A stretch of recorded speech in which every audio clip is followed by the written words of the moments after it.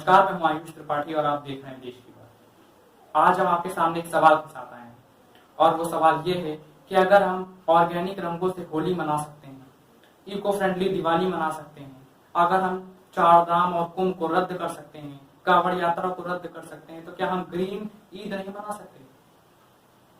क्या कोरोना से चार धाम की यात्रा, कांवड़ यात्रा और कुंभ में ही फैलेगा? आज हम इसी सिलसिले पे आपसे बहुत महत्वपूर्ण चर्चा करेंगे। खबरों के सिलसिले को विस्तार में जानने से पहले आज की तमाम बड़ी खबरें हेडलाइन। सदन में गांधी मूर्ति के पास टीएमसी का जासूसी कराए जाने पर प्रदर्शन। एआईएमआईएम अध्यक्ष असदुद्दीन ओवैसी ने कहा, सरकार साफ करे कि जासूसी करवाई या नहीं। जासूसी कांड को लेकर संजय राउत ने भी हमला बोला, कहा केंद्र सरकार के भी 2 मंत्रियों के नाम है, उनकी भी जासूसी हो रही है। शाह का जासूसी कांड पर बयान, कहा भारत की विकास यात्रा को रोकने की साजिश हो रही है। अब हम आपके सामने एक सवाल उठाएंगे कि कोविड के इस दौर में कांवड़ियों के भीड़ से ज्यादा कोरोना फैलेगा या ईद मनाने वालों की भीड़ से, या फिर दोनों से? आप में से ज्यादातर लोग यही कहेंगे कि दोनों से ही फैलेगा, क्योंकि भीड़ तो भीड़ होती है, चाहे वो कुंभ मनाने के लिए आए या ईद मनाने के लिए आए। क्या कुंभ की भीड़ और ईद की भीड़ को आप अलग अलग चश्मे से देखेंगे? केरल की सरकार ने तमाम डॉक्टरों और वैज्ञानिकों की सलाह न मानते हुए 20 तारीख को ईद से पहले लॉकडाउन में भारी डिस्काउंट दे दिया है और ये मामला अब सुप्रीम कोर्ट पहुंच गया है। सुप्रीम कोर्ट में आज एक याचिका दायर हुई और जिसमें कहा गया कि ईद के लिए कोविड के नियमों में ढील देने से केरल में कोरोना का एक बहुत बड़ा भारी विस्फोट हो सकता है। ये सरकार, जो केरल की सरकार, क्या कर रही है? अब सुप्रीम कोर्ट इस मामले में कल सुनवाई करेगा और ईद उसके अगले ही दिन 21 जुलाई को इंडियन मेडिकल एसोसिएशन ने केरल सरकार को एक चिट्ठी लिखकर उसके फैसले की आलोचना की है। यानी जो डॉक्टरों की संस्था है वो खुद कह रही है केरल की सरकार को कि ऐसा मत कीजिए, ये उनकी चिट्ठी है। और उनका कहना है कि ईद के धार्मिक आयोजन पर लॉकडाउन में ढील देने से कोरोना फैल सकता है और केरल सरकार को जम्मू कश्मीर, उत्तर प्रदेश और अन्य राज्यों से सीख लेनी चाहिए, जहां महामारी को देखते हुए पहले चार धाम यात्रा पर रोक लगाई गई, उसके बाद कांवड़ यात्रा को भी रद्द कर दिया गया।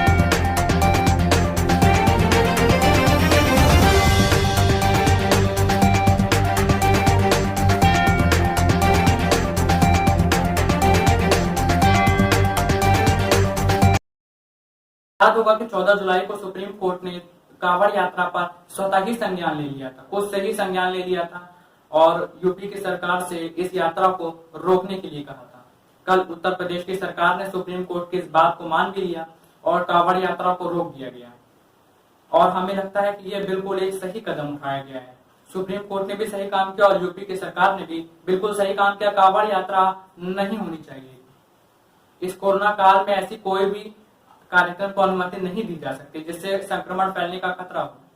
लेकिन अब सवाल ये है कि कांवड़ यात्रा रुक सकती है, तो क्या ईद के त्योहार में भी कोई छोटे मोटे बदलाव तो हम कर ही सकते हैं? लेकिन ईद के मामले में सुप्रीम कोर्ट ने स्वतः संज्ञान नहीं लिया, कांवड़ के मामले में ले लिया, लेकिन ईद के मामले में अभी कोई स्वतः संज्ञान नहीं लिया गया है। सुनवाई कल होगी और उसके अगले दिन ही ईद है और अगर कल सुनवाई होने के बाद कोई आदेश दे भी देता है तो वो केरल सरकार इतने जल्दी अमल भी कर पाएगी उस पर या नहीं, इस पे भी हमारा बहुत बड़ा शक है। आज एक विचार हम आपके सामने लाए हैं कि क्या ग्रीन दिवाली मनाई जा सकती है, होली अच्छी तरीके से मनाई जा सकती है? क्या ईद का त्योहार भी इको फ्रेंडली तरीके से भारत में नहीं मनाया जा सकता? क्या ग्रीन दिवाली की तरह ग्रीन ईद नहीं मनाई जा सकती? हमारे देश में छोटे बड़े मिला के 1000 से ज्यादा हर साल मनाए जाते हैं त्योहार और इनमें से कुछ त्योहारों पर एक्सपर्ट कमेंट्री भी हर साल होती है। ग्रीन दिवाली के बारे में आपने सुना होगा, इको फ्रेंडली होली और इको फ्रेंडली गणेश चतुर्थी के बारे में आपने सुना होगा। ये सब एक्सपर्ट्स आपको बताते हैं कि कैसे इन्हें ज्यादा इको फ्रेंडली बनाया जाए। लेकिन ग्रीन ईद मनाने पर आपको कभी किसी की कोई राय सुनने या देखने को नहीं मिली होगी और अगर होती भी तो इस चर्चा को एक विशेष धर्म के खिलाफ जोड़कर देखा जाता है। तुरंत अगर आपने ये बात कह दी तो कह दिया जाएगा आप सांप्रदायिक हैं और एक खास धर्म के खिलाफ आप, हो सकता है आज हमको भी एक इस विशेषण को एक धर्म के चश्मे से देखें और हम पर भी आरोप लगा दें कि हम सांप्रदायिक हैं। हम सांप्रदायिक नहीं हैं। बल्कि हम सबसे धर्मनिरपेक्ष चैनल हैं, क्योंकि हम सबके लिए एक ही बात कह रहे हैं। हम कह रहे हैं जैसे दिवाली मनाई जानी चाहिए, जैसे वैसे ही ईद मनाई जानी चाहिए, यही तो धर्मनिरपेक्षता है। लेकिन ऐसे लोगों से आपको आज सावधान होना होगा, क्योंकि ये वही लोग हैं जो कहते हैं दिवाली से वायु प्रदूषण होता है, होली के त्योहार से पानी की बर्बादी होती है, गणेश उत्सव से समुद्र और नदियों को नुकसान पहुंचता है। और ये बात सही भी पहुंचता है, इसीलिए तो उनमें बदलाव किए गए। लेकिन ऐसे लोग कभी ये नहीं कहते कि ईद के त्योहार पर एक दिन में जो लाखों जानवरों को काट दिया जाता है, इससे भी पर्यावरण को नुकसान पहुंचता है। इस समय पूरी दुनिया में इस्लाम धर्म को मानने वाले 190 करोड़ लोग हैं। अगर 5 लोगों का एक परिवार किसी जानवर की कुर्बानी देता है, तो इस तरह से ईद के त्योहार में एक दिन में 38 करोड़ जानवरों की कुर्बानी हो सकती है। हालांकि ये सिर्फ एक अनुमान है, इसमें ऊपर नीचे भी हो सकता है, एक ये हम अनुमान देने की कोशिश कर रहे हैं। ईद पर जिन जानवरों की कुर्बानी दी जाती है उनमें भेड़, बकरी, गाय, ऊंट, भैंस जैसे जानवर होते हैं। वर्ष 2016 में बांग्लादेश के राजधानी ढाका की कुछ तस्वीरें हम आपको दिखाना चाहते हैं। पूरी दुनिया में ये बहुत मशहूर हुई थी ये तस्वीरें, पूरी दुनिया में इनमें बहस चली थी, क्योंकि तब वहां सड़कों पर उन हजारों जानवरों का खून बह रहा था जिनकी कुर्बानी ईद के मौके पर दी गई थी। उस समय कुछ दिन तक ये बहस चली कि जानवरों की कुर्बानी नहीं देनी चाहिए, फिर ये बहस कहीं पहुंची नहीं और फिर इसे इस्लाम विरोधी बनाकर खारिज कर दिया गया। ये जो पानी आप देख रहे हैं ढाका की सड़कों पर, ये जो पानी आप देख रहे हैं, तब ये कहा गया था कि ये पानी, लाल पानी जो आप देख रहे हैं, ये असल में खून है, पानी में खून मिला हुआ है और ये उन जानवरों का खून है जिनकी कुर्बानी दी गई ईद के मौके पर। हालांकि ये अपवाद भी है, क्योंकि भारत में हिंदू धर्म के त्योहारों पर सोशल मीडिया की ट्रोलिंग होती है, उसमें हमारे देश का एक वर्ग बढ़ चढ़कर हिस्सा लेता है और हम अपने त्योहारों का आलोचना को स्वीकार भी कर लेते हैं। आज देश में दिवाली का त्योहार बाद में आता है और ग्रीन दिवाली की चर्चा पहले शुरू हो जाती है, और हम फिर से ये कह रहे हैं इसमें कोई बुराई नहीं है, हम इसे इंकरेज करते हैं। लेकिन इस बहस को हिंदू विरोधी बताकर कभी हमने खारिज नहीं किया, क्योंकि ये बहस हिंदू विरोधी है। आज भारत में ग्रीन पटाखों का कारोबार बड़ा होता जा रहा है और लोग त्योहार मनाने की परंपराओं में बदलाव ला रहे हैं। 2019 में भारत में धुआं फैलाने वाले पटाखों की बिक्री 20 से 30% गिर गई थी। इसके अलावा कर्नाटक, आंध्र प्रदेश, दिल्ली, उत्तर प्रदेश अब ग्रीन पटाखे ही फोड़े जा सकते हैं। वहां पे सरकारों ने नियम बना दिया है। ये बदलाव सिर्फ दिवाली के त्योहार में नहीं है, ऐसा ही परिवर्तन होली के साथ भी हुआ है। आज देश में सूखी होली खेली जाती है, ऑर्गेनिक रंगों के इस्तेमाल पर जोर देते हैं ताकि होली के मौकों पर जो पानी की बर्बादी होती है उसे रोकें और हम सृष्टि के प्रति अपना आभार व्यक्त कर सकें। दिवाली और होली की तरह गणेश उत्सव को भी इको फ्रेंडली बना दिया गया है, ये भी अच्छी बात है। पिछले कुछ वर्षों में शुद्ध मिट्टी से बनी प्रतिमाओं की मांग बढ़ गई है और अब तो सब्जी, फूल और फूलों के बीज से तैयार हुए गणेश प्रतिमाएं भी काफी खरीदी जाती हैं। लेकिन ये तमाम बदलाव हिंदू धर्म से ही जुड़े त्योहारों में ज्यादा देखने को मिल रहे हैं। लेकिन कभी भी कोई ग्रीन ईद की बात नहीं करता है, जबकि ग्रीन ईद का विचार कई रूप में इस त्योहार को सार्थक बना सकता है। धर्म के नाम पर लाखों करोड़ों जानवरों की कुर्बानी देना सिर्फ मानवता के खिलाफ नहीं है, बल्कि इससे पर्यावरण को भी बहुत नुकसान पहुंचता है। अमेरिका के नेशनल एकेडमी ऑफ साइंसेस की एक स्टडी कहती है, अगर शाकाहार को भोजन में ज्यादा जगह दी जाए, यानी आप वेजिटेरियन पूरी तरीके से बन जाएं, तो दुनिया में हर साल होने वाली 50 लाख मौतों को टाला जा सकता है। खाना में मांसाहार की मात्रा खत्म करने से हर साल 66,73,000 करोड़ रुपए बच सकते हैं, जबकि ग्रीन हाउस गैसेस के उत्सर्जन में कमी आने से 33 लाख करोड़ रुपए की बचत हर साल हो सकती है। जानवरों की बलि देने की मान्यता सिर्फ इस्लाम धर्म में नहीं है, हिंदू धर्म में भी धार्मिक अनुष्ठानों में जानवरों की बलि दी जाती है। और हमें लगता है कि परिवर्तन सिर्फ एक धर्म की परंपरा में नहीं आना चाहिए, बल्कि यह सभी धर्मों को उसे अपनाना चाहिए। 2 दिन पहले जब जम्मू कश्मीर में इस तरीके की अफवाह उड़ी कि इस बार ईद पर जानवरों की कुर्बानी पर वहां पर प्रतिबंध लगने वाला है, तो कुछ इस्लामिक संस्थाएं नाराज हो गई। इसके बाद जम्मू कश्मीर के प्रशासन को बार बार ये स्पष्ट करना पड़ा कि बकरीद के मौके पर ऐसा कोई बैन नहीं लगाया गया है, लोग बकरा खरीद सकते हैं और कुर्बानी भी दे सकते हैं। दुनिया भर में भी ऐसे कई संस्थाएं और लोग हैं जो जानवरों के अधिकारों को बात करते हैं। ये बड़ा फैशनेबल है। दुनिया में बहुत सारे एनजीओज हैं जिन्होंने कितना पैसा कमा लिया, लोग हैं जिन्होंने ट्विटर पर लिख कर अपनी छवि चमका ली, और वो मानव अधिकारों की बात करते ही हैं, जानवरों के अधिकारों की भी बात करते हैं। एनिमल राइट एक्टिविस्ट अपने आप को बताते हैं। लेकिन जिन जानवरों की कुर्बानी के लिए मार दिया जाता है, क्या उनके एनिमल राइट्स नहीं होते? आज ये बड़ा सवाल ये कर रहे हैं। अब जो कुर्बानी जिन जानवरों की दी जाएगी, क्या उनके अपने एनिमल राइट्स नहीं है? उनके अपने अधिकार नहीं है? क्या उन्हें बाकी जानवरों से कम दर्द होता है? किसी जानवर को मार डालना उसकी इच्छा के विरुद्ध, क्या इससे कभी भी किसी को कुछ भी प्राप्त होगा? इसलिए यहाँ आज आपको ये जानना चाहिए कि इस्लाम धर्म में कुर्बानी के लिए असल में कहा क्या गया था और कुर्बानी बन क्या गई। कुरान में बताया गया कि एक बार अल्लाह ने हजरत इब्राहिम साहब की परीक्षा लेनी चाहिए।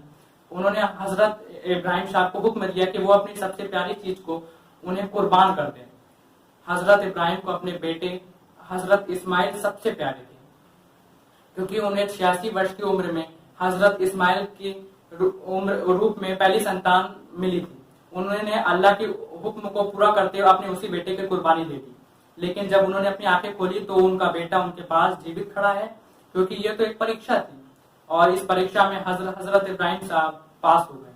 लेकिन समय के साथ साथ इस्लाम धर्म में कुर्बानी का मतलब बदलता चला गया और आज के जमाने में लोग एक दो दिन पहले बाजार में बकरे को खरीद लाते हैं और उसकी कुर्बानी दे देते हैं कुर्बानी के नाम पर, जबकि इससे कुर्बानी का असली मकसद पूरा ही नहीं होता, कोई है ही नहीं, मतलब ही नहीं है।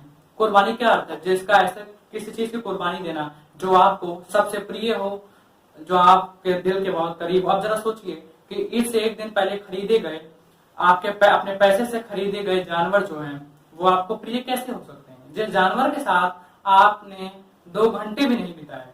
मान लीजिए आपको जानवर से प्यार भी है और आप उनकी कुर्बानी भी दे रहे हैं, जिस जानवरों से आपने 2 घंटे भी नहीं बिताए, जिस जानवर के साथ जब अभी अभी आप घंटा भर पहले पैसा देकर खरीद के लाए और फिर आप उसे मार देते हैं, तो ये कुर्बानी कैसे हुई? किस चीज की कुर्बानी? ऐसे में लोग देते हैं, ये तो कुर्बानी है ही नहीं, ये तो खरीदी गई नकली कुर्बानी। पाकिस्तान के मशहूर लेखक और पत्रकार तारिक फतेह ने एक बार कहा था कि जब लोग जानवरों की जगह अपने विकार, अपने जो मोबाइल फोन, अपनी जो गंदी चीजें हैं उनके जो कुर्बानी क्यों नहीं देते।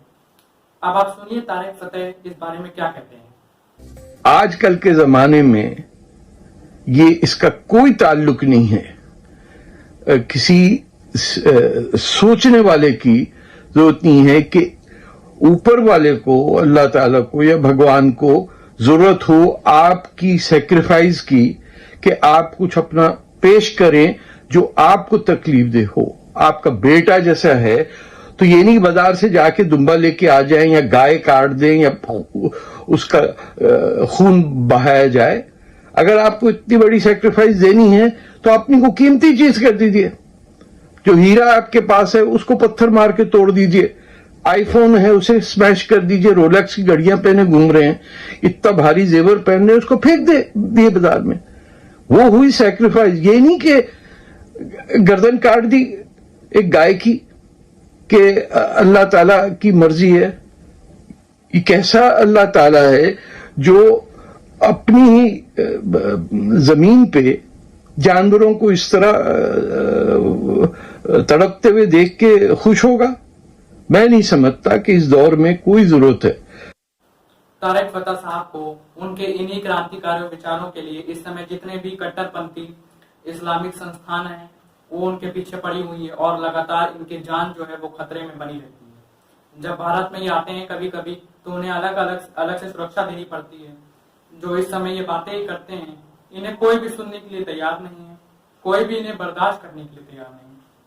और इस समय दुनिया में एक भी देश ऐसा नहीं है जिसने ग्रीन ईट के विचारों को अपनाया। लेकिन यूरोप के कुछ देशों में एक ऐसा कानून बना दिया गया है कि वहां जानवरों को बेहोश करके ही आप उनकी कुर्बानी दी जा सकती है, क्योंकि बेहोश करने के बाद इन जानवरों की जो पीड़ा है, जो इनका दर्द है, वो कम से कम वो थोड़ा कम हो जाता है। लेकिन कुछ यूरोपीय देश हैं ऐसे जो कुर्बानी देना है दे दीजिए, उसे रोका तो नहीं जा सकता, लेकिन इनका जो दर्द है, जो इन मासूम जानवरों का जो दर्द है, कम से कम बेहोश करके उन्हें कर दिया जाए। लेकिन इस्लाम धर्म के प्रचारक मानते हैं कि इस कानून से कुर्बानी का मकसद पूरा नहीं होता। अगर बेहोश करके कुर्बानी दी जा रही है तो ये कुर्बानी नहीं मानी जाए। एक विडंबना ये भी है कि सुप्रीम कोर्ट वैसे तो दिवाली पर प्रदूषण फैलाने वाले पटाखों पर बैन लगा देता है, लेकिन इको फ्रेंडली ईद को लेकर कभी भी खुद से स्वतः संज्ञान नहीं लेता है। जैसे स्वतः संज्ञान लेता है कांवड़ यात्रा को रद्द कराने को लेकर या कुंभ को बंद कराने को लेकर। अब सवाल ये है कि हमारे देश में सभी रीति रिवाजों और परंपराओं को एक ही चश्मे से, एक ही कानून से क्यों नहीं देखा जाता। इसलिए हम आपको कह रहे हैं, हम भी एक बहुत बड़ा एक रिस्क ही ले रहे हैं कि आपको ये बात खुलकर बता रहे हैं, और हम पर भी कई तरह के आरोप लगाए जाएंगे कि ये एक सांप्रदायिक एजेंडा है। लेकिन असली धर्मनिरपेक्षता वही होगी जिस दिन हमारे देश में कानून बन जाएगा और हम सब हर धर्म के त्योहार को एक ही चश्मे से और एक ही मापदंडों के हिसाब से देखना शुरू करेंगे, मनाना शुरू करेंगे। तो चलिए आज के लिए बस इतना ही, मिलते हैं आपसे जल्दी, तब तक के लिए घर पर रहें, सुरक्षित रहें। जय हिंद, जय भारत, नमस्कार।